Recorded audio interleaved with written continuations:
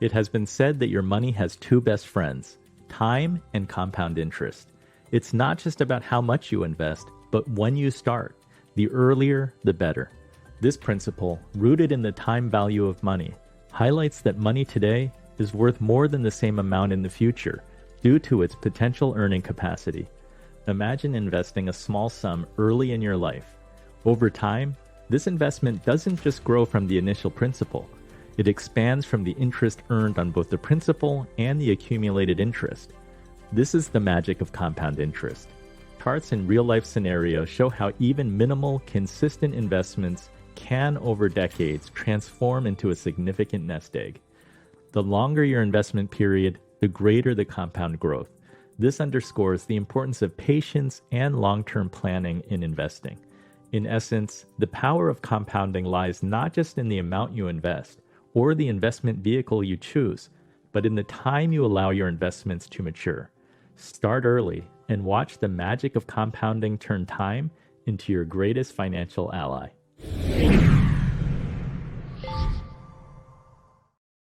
So already a few times in this episode, we've talked about the importance of time, the advantage to having more time.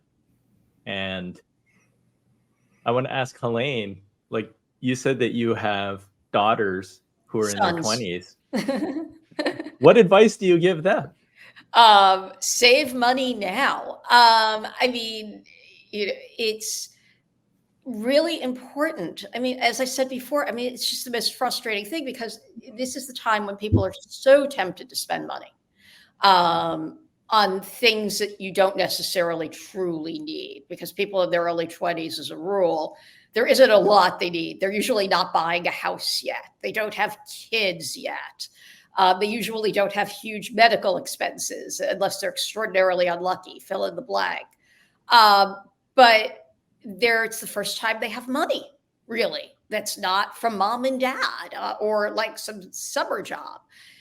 And so there's this temptation and, that to go out to dinner 5 nights a week or to travel whenever you can, or to just buy clothes. I mean, I'm trying to think of all the stories I've heard over the years. And at the same time, there's no way to explain when you're 58, you're going to regret this. Like, there's literally no way to explain this to a 25 or 26-year-old. It just doesn't exist. And because people who are young, as a rule, don't see themselves as getting older. You think time is going to last forever. And it's a very hard thing to really get through. The other thing I would say, to bring up a point from earlier, is that I think it was touched on briefly by Mariko, is that, or Andy, I'm not sure, I'm sorry, it was somebody on the right side of my screen, so it was one of the two of you, is that the temptation of people in their 20s is also, as we've seen repeatedly over and over again, the dot-com boom, the meme stock phenomena, the crypto stuff, over and over again, has been to think they have a new answer. Like there's something new under the sun, and they've figured out this really smart new investment strategy. And all of us old fogies over here, who are talking about index funds and properly diversifying and just saving regularly and, investing on a cost, basis and fill in the blank, we don't understand. It's different this time. And of course, as the old joke goes, it's never different this time. And so I think these are really hard concepts to get through. And, the only way is to just try to instill the habit early. One lucky break a lot of parents have is if your child gets a job in their 20s, they will often take the benefits forms and bring it to mommy and daddy. I have seen this so many times. I have to admit, I did it with my late father-in-law. One of my children did it to me. And, that's really an opportunity. I mean, I don't know how much you really need to explain that will be remembered, but I think if you do something like, say, you are to invest 10% into your 401k. I mean, 15% is ideal, but realistically, a lot of people can't afford that.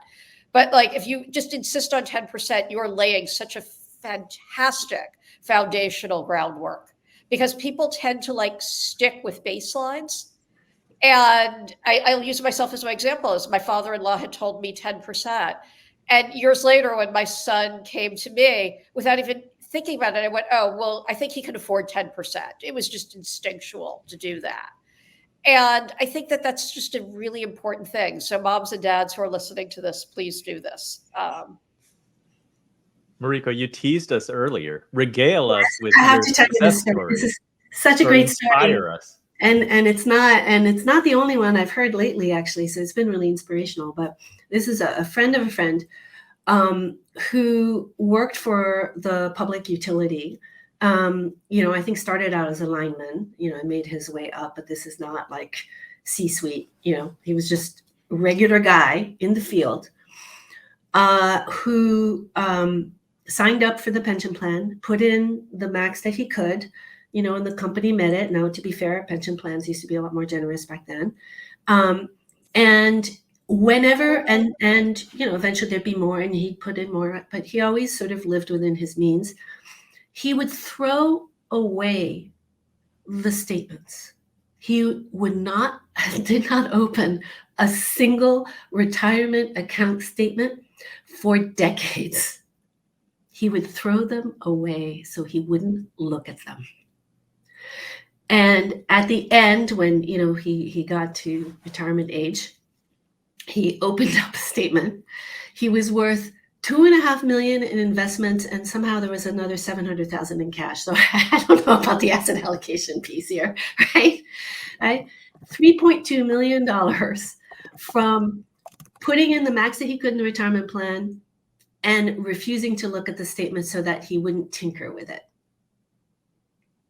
He went in the next day and he gave his notice.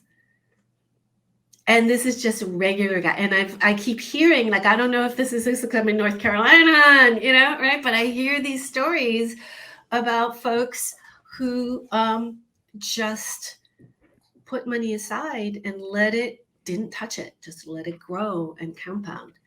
And that's where I think certain hacks like automating savings, taking it off the top, so it's and out of sight, out of mind in a good way, is useful. The other thought I just had, actually, I'm also a hypnotist. I'm a trained hypnotist, and one of the things that we do when somebody has an aversion to something, right, is we distance it.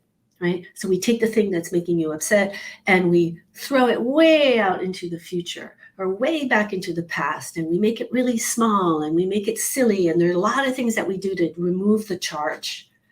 And in a way, I think that's what happens to young people and money decisions is it's just too far. Like we're wired to pay attention to what's right in front of us. And I just had the thought of, man, maybe I should work on reverse hypnotism where you're bringing a future benefit way up right in your face right now and present, where you can feel and enjoy what it would be like to have all that money that you put away, right? And I just thought, wow.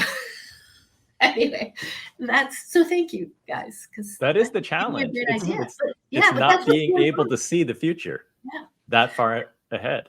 Yeah, that's what we do with fears and anxieties and everything. And that's, I think, is default what's going on. So we need to bring it forward and make it alive and real right now. So the opposite of your spider phobia, or when you see the spider, right? So and that could be a lot of fun. I have a client with a similar story, and he has since passed away, so I can speak about it. Mm-hmm. But he was just a regular guy. He worked a printing press at a newspaper company, and I think never had like a six-figure salary. It was always like average salary, and he just worked really hard, but he invested early. Like early in his career, he saved and he started buying company stocks, and he would use drip programs and buy company stock in like Procter & Gamble. These are like Fortune 500 companies back in the 60s.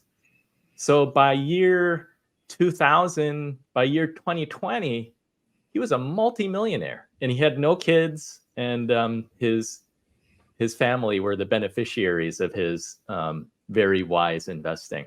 But it was a real example for me to witness that this guy he was a true millionaire next door. You would never suspect that he was a multi-millionaire. But he didn't not enjoy himself. In his retirement, he bought a house down in Florida, or he bought a condo, and he would travel between New Jersey and Florida, and he enjoyed his retirement, lived a long life, passed away in his 90s, but always invested wisely. And multiple money managers too. He didn't stick it all with one. He kind of that's how he diversified. He had multiple managers managing his money, and he grew it very well. Let's move to segment. Are we on segment 4?